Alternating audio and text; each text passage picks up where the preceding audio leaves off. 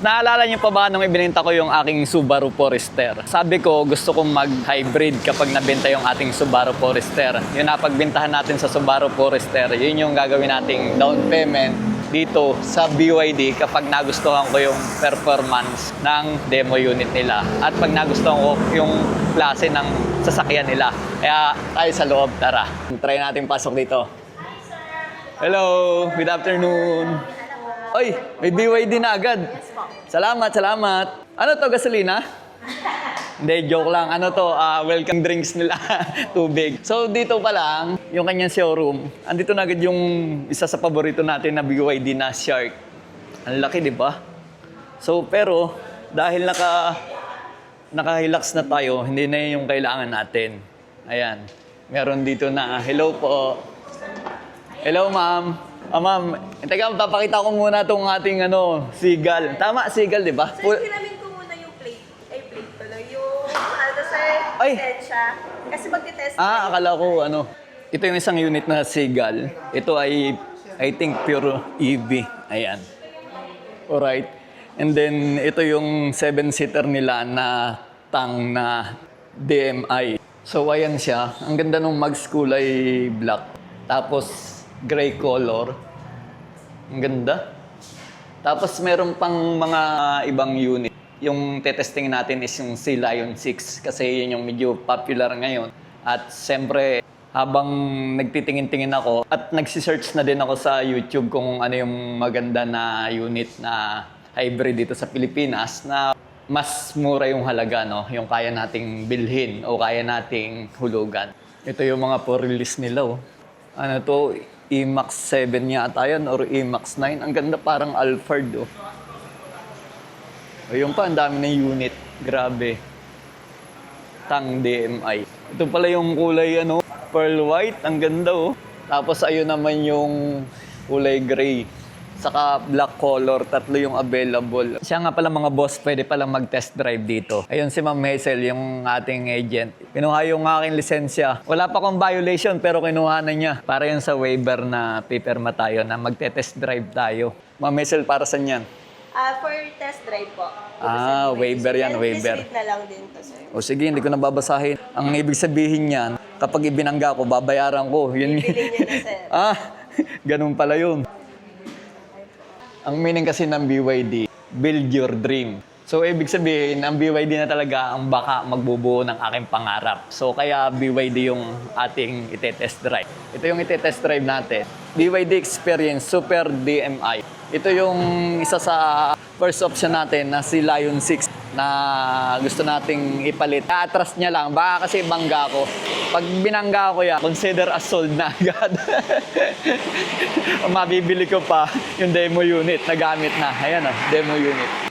Si Ma'am Hazel, ito mag-assist sa atin, magte-test drive tayo first time. Alright, si Lion 6 ang ating ite-test drive. Sir, ready na? Wow, ready na nga ako. Hazard, tanggalin muna natin. Ito ba yun? Yes po. Tapos Tanggalin drive na agad. Drive na po. Game na, Ma'am Hazel? Yes po. Bakit parang walang makina? Sir, siya plug-in hybrid. So, kahit EV or HEV siya, hindi mo siya masyadong maririnig. Ma'am, saan tayo? Kaliwa o kanan? Tayo, sir? Kaliwa. Andito nga pala tayo sa BYD Alabang. Ayan. Ang nag-assist sa akin is si Ma'am Hazel. Ilalagay ko din uli yung number dito para tawagin niyo siya. O kahit text, sumasagot ka. Viber, sir. Yan, Viber. Nakailang balik na kasi ako dito. Tapos, kaya nakilala ko si Ma'am Hazel. Ngayon, i-assist na tayo. First time ko. Ala, kanan. Apo, kanan. Siyempre, ingatan ko to, hindi to akin eh. Sabi mo, consider as sold na kapag nabangga ako. Consider as sold na yan. Okay. Malay mo naman, sir, next week, di natin masabi, magkaroon ka na ng BYD. Yun. Oo nga. Manifest tayo, manifest. Yung naibenta ko na po yung aking Subaru Forester. Then, yung pinagbintahan ko doon is yun yung ida-down ko sana dito. Kaya sinabi ko sa vlog ko na papalitan ko ng hybrid para maka-experience naman ako ng hybrid. Dahil nga sa panahon ngayon, weekly tumataas yung gasolina. Siyempre, para makatipid tayo at saka budget-wise, dapat hybrid na talaga. Kasi darating naman yung panahon, fully electric at saka hybrid na talaga mga sasakyan dito sa Pilipinas no? Unti-unti na po, sir. Lahat nagpapa-hybrid na talaga. Tsaka yung ano Oo. sir, pollution kasi sobrang lala na sa Pilipinas. So, Kaya nga para eh. maka-help na din, so by EV cars na tayo. So environmental friendly ang Yes po, ang EV. BYD. So ang BYD, parang siya lang yung meron na plug-in hybrid. Yes po, compare sa iba naming competitor, ano sila, yung traditional hybrid, kami po isa plug-in hybrid.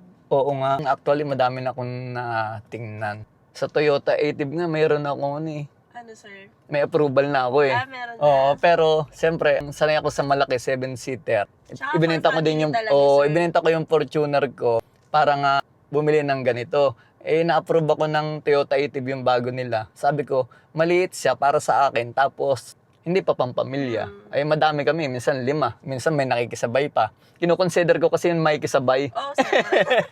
Para sa kanila talaga. Oo, yung para sa pagbili kanila ng talaga yun eh. sasakyan. Oo. Napansin ko, pag huminto tayo full stop kanina, Auto hold yun, sir. Yun Auto yung hold, tinatawag na ayun. auto hold. So, for safety din siya. habang meron pang battery, ito 34%. So, ayan, sir, pwede ka pang mag-HEV or EV. Pwede kang mag-select dito, sir. Lagi nyo pong tatandaan, kapag 25% pataas, you can choose EV or HEV. Kapag 25% pababa, automatic yan, sir, magkikick on na yung gas. So, automatic yun, sir, naka-HEV ka lang. Ganun pala yun. Opo. Ang sarap. Parang ano lang tayo, alam mo yung e-bike, yung sakay tayo sa e-bike kung Parang magkaangkaso. ano ka lang sa car toy. Oo nga eh. Walang naririnig. O, andito tayo sa ano to, Pelenbeston, di ba? Opo. Ito talaga yung test drive nyo. Yes po, dito po talaga yung ruta. Pero madami naman ako napapanood. Talagang nanonood ako tungkol sa BYD. Eh, ang first option ko talaga is itong si Lion 6. Okay, O, sir. dapat si Lion 5, kaya lang parang may 6 na eh, di ba? Ang 7, meron ba dito sa Pilipinas? Wala pa, sir, eh. Wala pa din pong announcement if kailan. Baka Wala naman talaga po. hindi na ilalabas dito. O, dito na siyempre. Ito kasi yung popular na Opo, nakikita ko si sa Lion 6 kalsada po eh. kasi ngayon yung aming hotcake, si Lion 6. Oo nga eh. Parang, kumbaga, parang marhuya lang eh.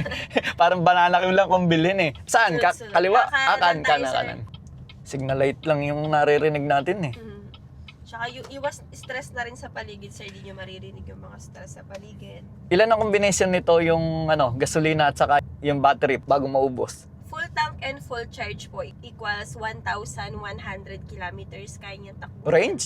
Yes po. Ayos ah. Then kapag po full electric lang without gas, kaya niya po 100 kilometers. Then ano nyo po, sir, i-explore nyo po yung mabilis, yung sa mga lubak para maramdaman nyo yung comfort or ng driving ni Same lang eh.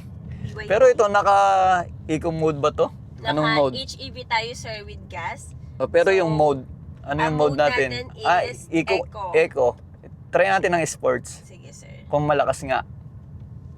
Testing. Oo nga, no? Nasipol. Ayoko. Normal tayo, sir. Oo, normal. kasi sanay ako sa motor na yung, alam mo yung maingay pag bumibilis. Dito mapakatahimik eh. Normal, ibalik natin sa normal. Naka-eco na uli. Opo. Matic na yon? Pwede, ano lang, sir. Ganyan. Normal. Normal. Merong snowfield ah. Ano Wala yun? tayong snow, sir. Oo, ibig sabihin pambasa siguro yun dito sa atin. Rain mode, kumbaga. Magkano bang cost nito? 1,548 SRP po nitong ating Sea Lion 6 DMI. Tapos 5-seater. 5-seaters, compact SUV siya, sir. Ang galing, no? Ano, sir, kamusta experience dyan sa Ito, driver's bukod seat? sa masarap, ngayon lang ako nakarating sa lugar na to. O pwede na tayo umikot, saan? Pabalik kanan na. po tayo, sir. Kakanan. Opo, pabalik Akala ko tayo. mag-U-turn na tayo eh. Doon na pong natin, pabalik. Dito na po tayo dadaan, pabalik. Anong Sa harap. lugar na to? Sa may FEU na po tayo, sir. Ayun, nalito lang pala ako.